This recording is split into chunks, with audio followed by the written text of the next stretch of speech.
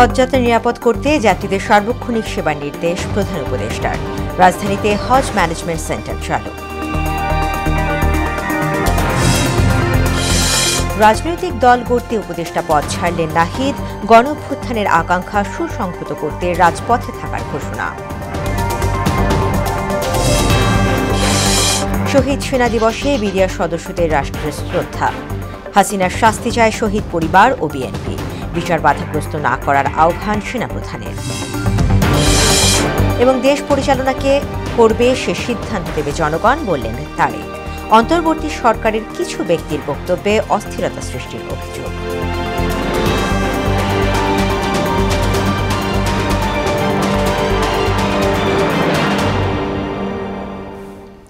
আসসালামু আলাইকুম, মোহনা সংবাদে সবাইকে স্বাগত। শুনছিলেন শিরোনাম, সঙ্গে আছি তাসমিয়া জেরিন। এবার বিস্তারিত। হজযাত্রা সহজ, সুন্দর ও নিরাপদ করতে হজ ম্যানেজমেন্ট সেন্টার চালু করে যাত্রীদের সার্বক্ষণিক সেবার নির্দেশ দিয়েছেন প্রধান উপদেষ্টা ডক্টর মোহাম্মদ ইউনূস। রাষ্ট্রীয় অতিথি ভবন যমুনায় হজ ব্যবস্থাপনা সংক্রান্ত জাতীয় কমিটির সভায় এ নির্দেশ দেন তিনি। বলেন, একজন হজ যাত্রীও যেন কোনো ধরনের ভোগান্তির শিকার না হন সে প্রচেষ্টা থাকতে হবে। দেশে লাইসেন্সপ্রাপ্ত হজ এজেন্সির সংখ্যা ১,২৭৫টি। এর মধ্যে হজ কার্যক্রমের জন্য যোগ্য এজেন্সি ৯৪১টি, হজ যাত্রী নিবন্ধনকারী এজেন্সি ৭৫৩টি এবং লিড এজেন্সি ৭০টি।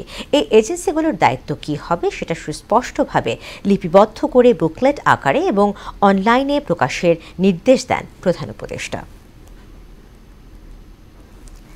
সব মন্ত্রণালয়, বিভাগ ও কমিটি থেকে পদত্যাগ করলেন উপদেষ্টা নাহিদ ইসলাম। বিকেলে প্রধান উপদেষ্টা ডক্টর মোহাম্মদ ইউনূসের কাছে পদত্যাগপত্র জমা দেন তিনি। পরে সংবাদ সম্মেলনে তিনি জানান, গণ অভ্যুত্থানের আকাঙ্ক্ষা এখনও বাস্তবায়ন হয়নি, তাই ছাত্রদের সাথে রাজপথে থাকার আগ্রহের কারণেই পদত্যাগ করলেন। শামীমুজ্জামান চৌধুরীর প্রতিবেদন। গত কয়েকদিন ধরেই সামাজিক যোগাযোগ মাধ্যমে গুজব ছড়িয়ে পড়ে উপদেষ্টা নাহিদ ইসলাম পদত্যাগ করেছেন। অবশেষে সব জল্পনার অবসান ঘটিয়ে মঙ্গলবার বিকেলে প্রধান উপদেষ্টার কাছে পদত্যাগপত্র জমা দেন তিনি।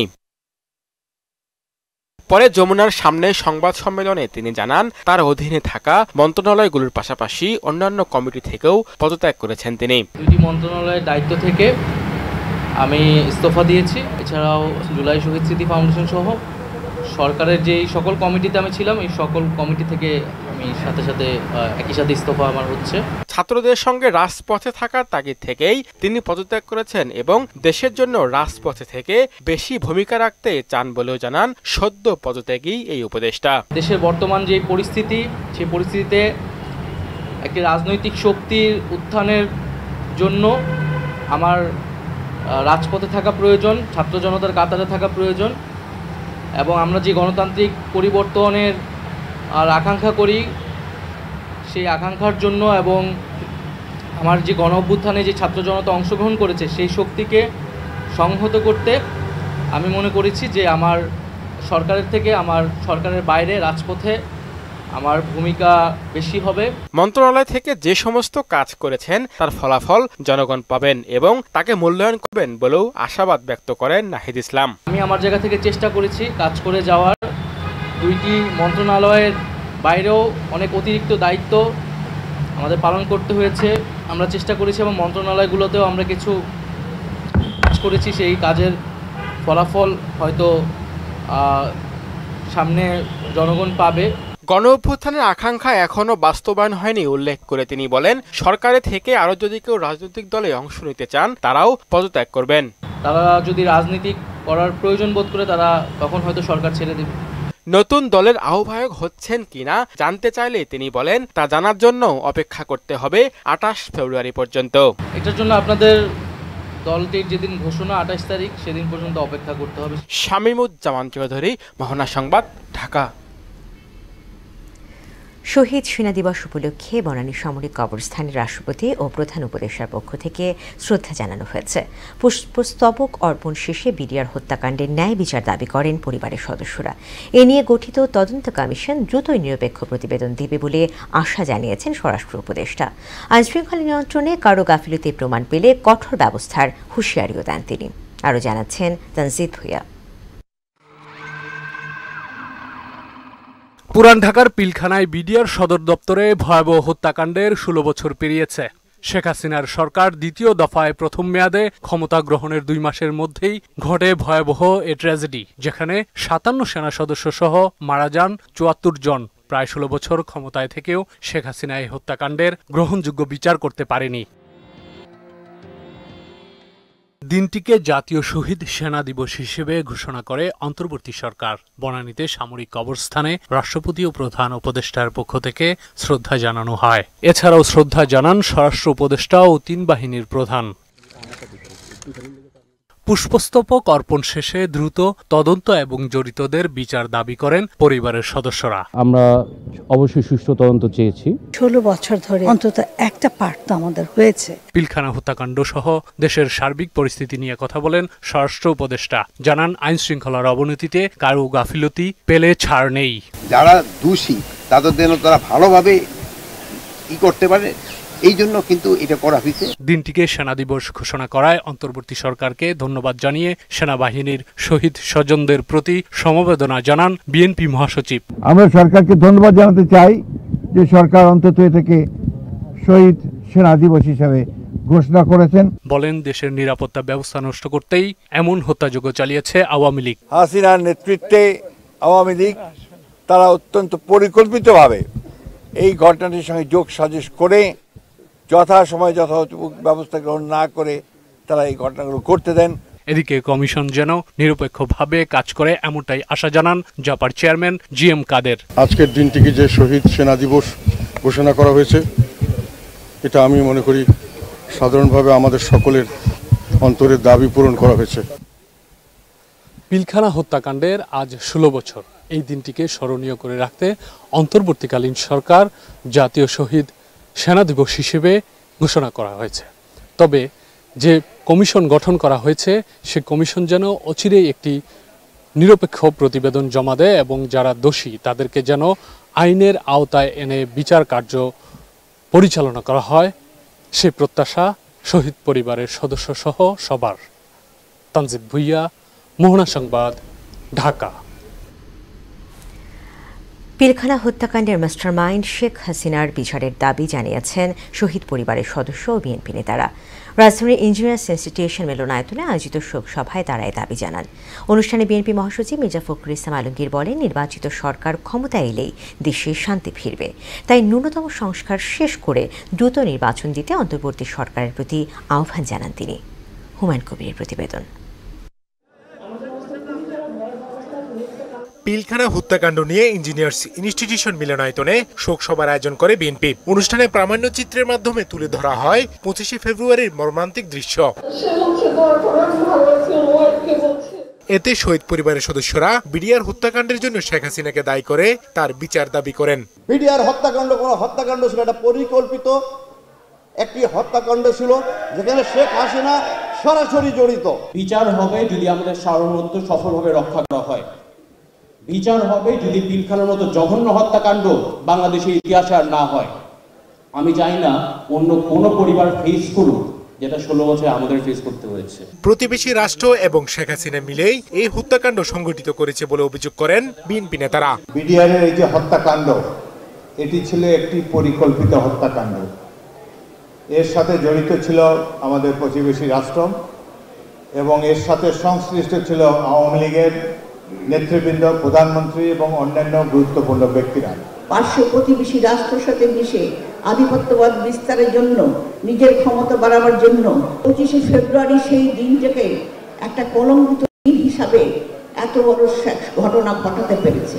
দেশে নৈরাজ্য সৃষ্টির চেষ্টা চলছে জানিয়ে পরস্পরের মধ্যে ঐক্য ধরে রাখার আহ্বান জানান দলের মহাসচিব। বিভিন্ন রকম প্রশ্ন তুলে একটা নৈরাজ্যের দিকে দেশকে নিয়ে যাওয়ার চেষ্টা করা হচ্ছে। তাদেরকে নেওয়া হচ্ছে কাদা ছড়াছড়ি বন্ধ করে, তর্ক বিতর্ক বন্ধ করে সবাই ঐক্যবদ্ধ থাকুন, যাতে করে ঐক্যবদ্ধ থাকার মধ্য দিয়ে আমরা একটা গণতান্ত্রিক জায়গায় পৌঁছতে পারি। শেখ হাসিনা ও আওয়ামী লীগের দেশ বিরোধী চক্রান্ত মোকাবিলায় বিএনপির নেতাকর্মীদের সতর্ক থাকার আহ্বান জানান মির্জা ফখরুল ইসলাম আলমগীর। শেখ হাসিনা আশ্রয় নিয়েছেন সেই দিল্লিতে, ভারতে। সেখান থেকে তিনি চক্রান্ত করছেন, পরিকল্পনা করছেন যে কি করে এই গণ অভ্যুত্থানের, এই বিজয়ের সমস্ত ফলাফলকে নস্যাৎ করে দেওয়া যায়। হুমায়ুন কবির, মোহনা সংবাদ, ঢাকা। তদানীন্তন বিডিআর সদস্যদের কারণেই পিলখানা হত্যাকাণ্ডে 24 সেনা অফিসাররা প্রাণ হারিয়েছেন বলে জানালেন সেনাপ্রধান জেনারেল ওয়াকারুজ্জামান। দুপুরে মহাখালীর রাওয়া ক্লাবে 2009 সালে পিলখানায় সংঘটিত নির্মম হত্যাকাণ্ডে শাহাদাত বরণকারী শহীদ অফিসারদের স্মরণে আয়োজিত বিশেষ অনুষ্ঠানে তিনি কথা বলেন। এ সময় পিলখানা হত্যাকাণ্ড নিয়ে কোনো যদি কিন্তু আনা হলে 16 বছরের বিচারিক কার্যক্রম ব্যাহত হবে বলেও আশঙ্কা জানান সেনাপ্রধান। 16 বছর ধরে 17 বছর ধরে যারা জেলে আছে, যারা কনভিক্টেড, সেই বিচারিক প্রক্রিয়া ব্যাহত হবে। যে সমস্ত সদস্য শাস্তি পেয়েছে তারা শাস্তি পাওয়ার যোগ্য। ডিসিপ্লিন ফোর্সকে ডিসিপ্লিন থাকতে দেন। আজকে এই যে দেশের ক্রান্তি লগ্নে সমস্ত বাহিনী, সমস্ত অর্গানাইজেশন বিপর্যস্ত হয়ে পড়েছে। খালি সেনাবাহিনী টিকে আছে, বিমান বাহিনী টিকে আছে, নৌবাহিনী টিকে আছে। অন্তর্বর্তী সরকারে কিছু ব্যক্তির বক্তব্যে দেশে অস্থিরতা সৃষ্টি হচ্ছে বলে অভিযোগ করলেন বিএনপির ভারপ্রাপ্ত চেয়ারম্যান তারেক রহমান। কুমিল্লা টাউন হলে মহানগর বিএনপির দ্বিবার্ষিক সম্মেলনে ভার্চুয়ালি যুক্ত হয়ে অভিযোগ করেন তিনি। বিএনপি শুধু নির্বাচন চায় এমন অভিযোগের জবাবে তারেক বলেন, রাজনৈতিক দল হিসেবে এটি বিএনপির দায়িত্ব। দেশের মালিক জনগণ, তারাই প্রধান বিচারক। কাজেই জনগণই সিদ্ধান্ত নেবে, তারা সমর্থন করবে এবং দেশ পরিচালনার দায়িত্ব দেবে।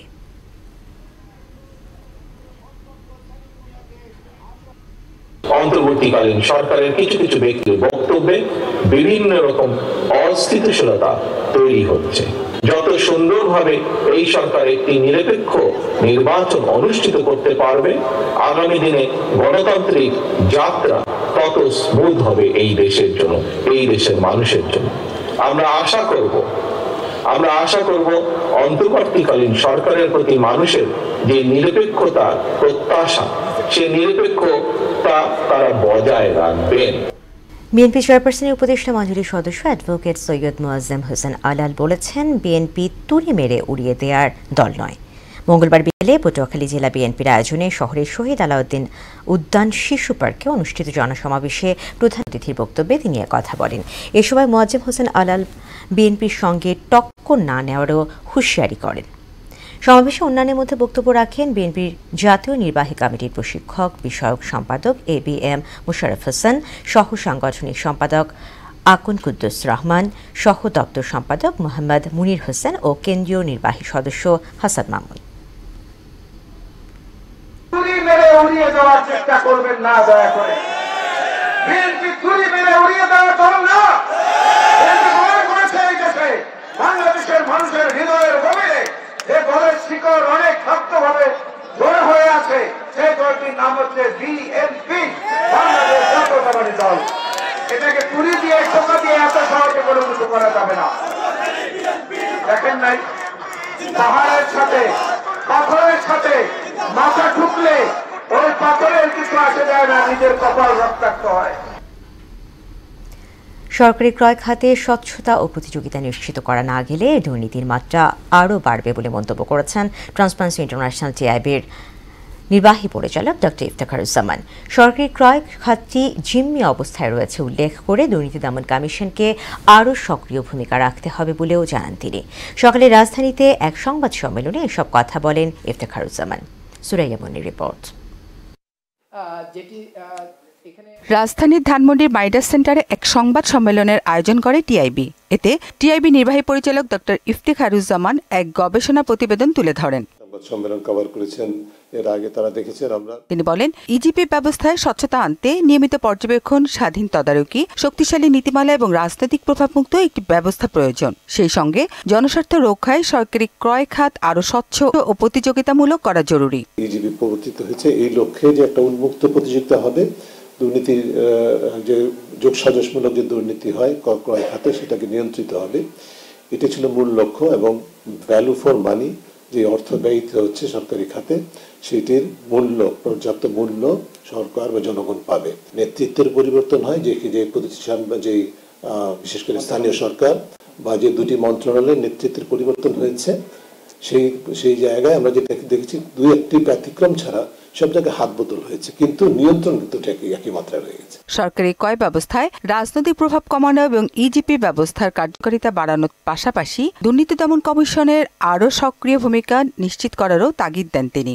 ত্রিপক্ষীয় আদালতের মাধ্যমে যে দুর্নীতিটা হয় সেটি আরো ডিজিটালাইজড হয়ে আরো বেশি প্রাতিষ্ঠানিক রূপ লাভ করেছে আমার ইজিপির মাধ্যমে। সরকারি ক্রয় খাতের দুর্নীতি কমাতে কার্যকর পদক্ষেপ নেওয়া এখন সময়ের দাবি বলেও জানান ইফতেখারুজ্জামান। শুধুমাত্র আইনের এবং প্রক্রিয়ার না, চর্চার পরিবর্তনটা অপরিহার্য। সুরাইয়া মুন্নি, মোহনা সংবাদ, ঢাকা। শিক্ষার্থীদের জ্ঞান বিজ্ঞানে অগ্রগামী এবং চিন্তা চেতনায় প্রগতিশীল করার তাগিদ দিয়েছেন শিক্ষা উপদেষ্টা ওয়াহিদুদ্দিন মাহমুদ। মঙ্গলবার ব্র্যাক ইউনিভার্সিটির 16তম সমাবর্তনে কথা বলেন তিনি। অনুষ্ঠানে 4,829 জন শিক্ষার্থীকে সম্মান ডিগ্রি, 2 জনকে চ্যান্সেলর স্বর্ণপদক এবং 28 জনকে ভাইস চ্যান্সেলর স্বর্ণপদক প্রদান করা হয়। অনুষ্ঠানে বিশেষ অতিথি ছিলেন প্রতিষ্ঠানটির বোর্ড অফ স্ট্র্যাটেজির চেয়ারম্যান তামারা হাসান আবেদ। আন্তর্জাতিক প্রসঙ্গ। সরকারি ব্যয় কমাতে যুক্তরাষ্ট্রের দ্বিতীয় দফায় চলছে গণছাঁটাই। অন্যদিকে ইউক্রেনের ন্যাটো সদস্যপদ পাওয়ার সম্ভাবনা নেই বলে জানিয়েছেন যুক্তরাষ্ট্রের জাতীয় নিরাপত্তা উপদেষ্টা মাইক ওয়ালটজ। এদিকে ফিলিস্তিনের অধিকৃত অংশে স্থল অভিযান চালিয়েছে ইসরায়েল। ইশতিয়াক হোসেনের ডেস্ক রিপোর্ট। মানব সম্পদ সংস্থা সহ বিভিন্ন খাত বন্ধের পাশাপাশি ইতোমধ্যেই বহু সরকারি কর্মীদের বরখাস্ত করেছে ট্রাম্প প্রশাসন। এখন দ্বিতীয় দফায় চলছে গণছাঁটাই। ইতোমধ্যে 40 সদস্যের একটি ক্রয় বিভাগ বাদ দেওয়া হয়েছে। এছাড়া 20 সদস্যের যোগাযোগ দল সম্পূর্ণ বাতিলের পাশাপাশি 7 সদস্যের বৈচিত্র্য, সাম্য ও অন্তর্ভুক্তি দলও বাতিল করা হয়েছে। ইউক্রেনের ন্যাটো সদস্যপদ পাওয়ার সম্ভাবনা নেই বলে জানিয়েছে যুক্তরাষ্ট্র। সোমবার ফক্স নিউজকে দেওয়া সাক্ষাৎকারে জাতীয় নিরাপত্তা উপদেষ্টা মাইক ওয়ালটজ বলেন, যুক্তরাষ্ট্র এমন কোনো সিদ্ধান্ত নেবে না যা সরাসরি মার্কিন সেনাদের ইউক্রেনের প্রতিরক্ষায় পাঠানোর বাধ্যবাধকতা সৃষ্টি করে। ন্যাটোর অনুচ্ছেদ 5 অনুযায়ী কোনো সদস্য রাষ্ট্র আক্রান্ত হলে অন্য সদস্য দেশগুলোর জন্য তাকে সামরিক সহায়তা দেয়া বাধ্যতামূলক। গাজায় যুদ্ধবিরতি চলাকালীন এবার ফিলিস্তিনের অধিকৃত অংশে স্থল অভিযান চালিয়েছে ইসরায়েল। রোববার রাতে ইসরায়েলি ট্যাঙ্ক বহর ঢুকে পড়ে ওই ভূখণ্ডে। 2002 সালের পর এবারই প্রথম পশ্চিম তীরে অভিযান শুরু করল নেতানিয়াহু বাহিনী। কলম্বিয়ার দক্ষিণ পশ্চিমাঞ্চলে সেনাবাহিনীর একটি গাড়ি খাদে পড়ে 9 সেনা নিহত ও বেশ কয়েকজন আহত হয়েছে। 36 আরোহী সহ সামরিক যানটি রোববার রাতে নিয়ন্ত্রণ হারিয়ে খাদে পড়ে যায় বলে জানিয়েছেন governor Luis Alfonso Escobar. Ishtiaq Hossain, Mohona সংবাদ। চ্যাম্পিয়ন্স ট্রফিতে কাল মাঠে নামছে আফগানিস্তান ও ইংল্যান্ড। লাহোরের গদ্দাফি স্টেডিয়ামে বিকেল 3টায় শুরু হবে খেলা। দু দলই নিজেদের প্রথম ম্যাচ হারায় সেমিফাইনালের দৌড়ে এগিয়ে থাকতে জয়ের কোনো বিকল্প নেই কারোরই। যদিও রান রেটে এগিয়ে থাকায় সে দৌড়ে ইংলিশরাই থাকছে এগিয়ে, তবে হেড টু হেড পরিসংখ্যানে ইংলিশদের পরাস্ত করার রেকর্ড আছে আফগানদের। মুদাসির আলী, ডেস্ক রিপোর্ট। দক্ষিণ আফ্রিকার বিপক্ষে 107 রানের শোচনীয় হার দিয়ে এবারের চ্যাম্পিয়ন্স ট্রফিতে যাত্রা শুরু হয় আফগানদের। অন্যদিকে 351 রান করেও অজিতের কাছে 5 উইকেটে হারতে হয় ইংলিশদের। যাত্রাপথের শুরুতেই দু দলই খেয়েছে ধাক্কা, তবে এর মধ্যে পার্থক্য সুস্পষ্ট। যেহেতু ইংল্যান্ড লাহোরের গাদ্দাফি স্টেডিয়ামে অস্ট্রেলিয়ার সঙ্গে খেলেছে, সেহেতু সাম্প্রতিক অভিজ্ঞতার সুবিধা আছে তাদের। আবার এটাও ঠিক যে আফগানদের সঙ্গে খুব বেশি একটা খেলা হয়নি তাদের। এ পর্যন্ত সব মিলিয়ে 3 বারে দেখায় 2 বার জয় রয়েছে ইংলিশদের আর আফগানদের একটিতে। এদিকে সাম্প্রতিক আইসিসি ইভেন্টের মধ্যে সবশেষ 2023 সালের ওয়ানডে বিশ্বকাপে ইংল্যান্ডকে 69 রানে হারানোর সুখকর স্মৃতি রয়েছে আফগানিস্তানের। তাই আফগানদের হালকা করে দেখার সুযোগ নেই ইংলিশদের। লাহোরে কিন্তু বেন ডাকেট অজি বোলারদের ভুগিয়েছে, তাই আফগান বোলারদের বিশেষ নজর যে তার দিকে থাকবে তা আর বলার অপেক্ষা রাখে না। পাশাপাশি Buttler, Phil Salt, Joe Root, Harry ব্রুকের দিকেও নজর দিতে হবে তাদের। এদিকে রশিদ খান, মোহাম্মদ নবী, ফজল হকের দিকে বাড়তি সতর্ক থাকতে হবে ইংলিশদের। দু দলেরই এটি যেহেতু দ্বিতীয় ম্যাচ, তাই হেরে গেলে সেমিফাইনালের আশা ক্ষীণ হয়ে যাবে, আর জিতলে আশা বেঁচে থাকবে। সেক্ষেত্রে পরবর্তী ম্যাচটিতেও জিততে হবে। মুদাসির আলী, মোহনা সংবাদ। শেষ করব মোহনা সংবাদ, যাবার আগে শিরোনামগুলো আরও একবার।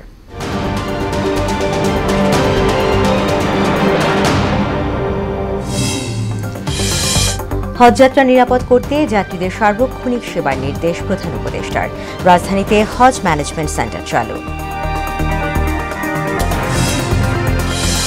রাজনৈতিক দল করতে উপদেষ্টা পদ ছাড়লেন নাহিদ। গণ অভ্যুত্থানের আকাঙ্ক্ষা সুসংহত করতে রাজপথে থাকার ঘোষণা। শহীদ সেনা দিবসে বিডিআর সদস্যদের রাষ্ট্রের শ্রদ্ধা। হাসিনার শাস্তি চায় শহীদ পরিবার ও বিএনপি, বিচার বাধাগ্রস্ত না করার আহ্বান সেনাপ্রধানের। এবং দেশ পরিচালনা কে করবে সে সিদ্ধান্ত দেবে জনগণ, বললেন তারেক। অন্তর্বর্তী সরকারের কিছু ব্যক্তির বক্তব্যে অস্থিরতা সৃষ্টির অভিযোগ। দর্শক, এই ছিল মোহনা সংবাদের পরবর্তী সংবাদ রাত 12:30টায়। এছাড়া মোহনার সবশেষ খবর জানতে ভিজিট করুন www.mohana.tv। সংবাদ দেখতে পারেন আমাদের ফেসবুক পেজ ও ইউটিউবে। এতক্ষণ সঙ্গে থাকার জন্য ধন্যবাদ।